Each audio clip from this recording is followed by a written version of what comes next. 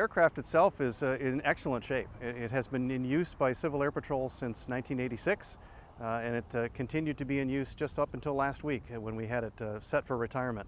The airplane handled beautifully all the way across the country, and it came in. The wind was pretty calm on the surface, but up higher there was a little bit of wind, so not a big deal. It was a lot of fun to do.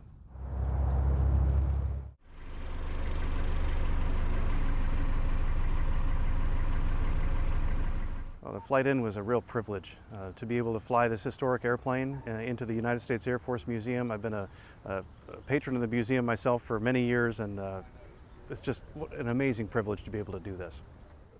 The aircraft has been in use by Connecticut Wing for the last several years. Of course, during September 11th timeframe, it was in use by New York Wing.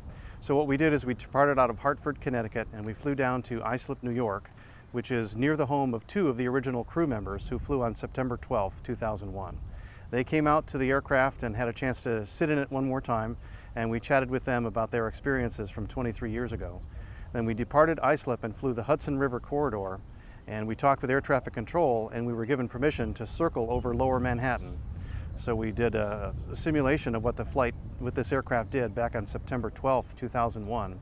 So we circled over lower Manhattan, made our way across the country, did a fuel stop in Pennsylvania, and the next thing we did was we flew over the home of General Carl Spaatz, who was the first Chief of Staff of the Air Force and first Chairman of the National Board of Civil Air Patrol, and the namesake of our top cadet award. So we flew over his house in Boyertown, Pennsylvania, and then we did a circle over the Flight 93 National Memorial to honor the victims of 9/11 from that flight.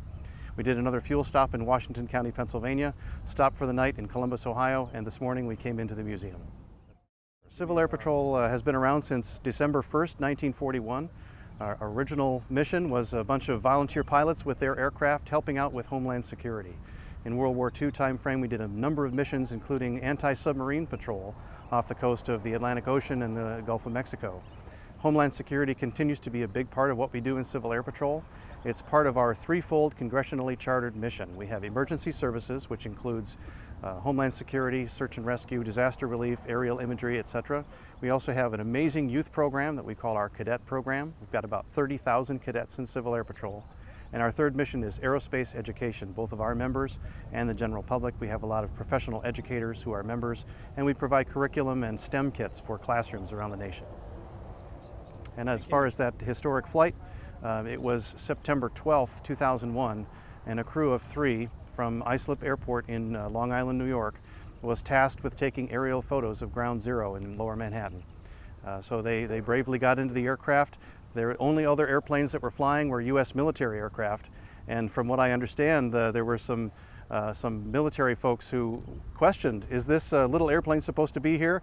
And air traffic control let the military know they're very much cleared to be there. So the CAP airplane did several circles over Lower Manhattan and took aerial photos of the devastation of the World Trade Center. And those photos have been preserved.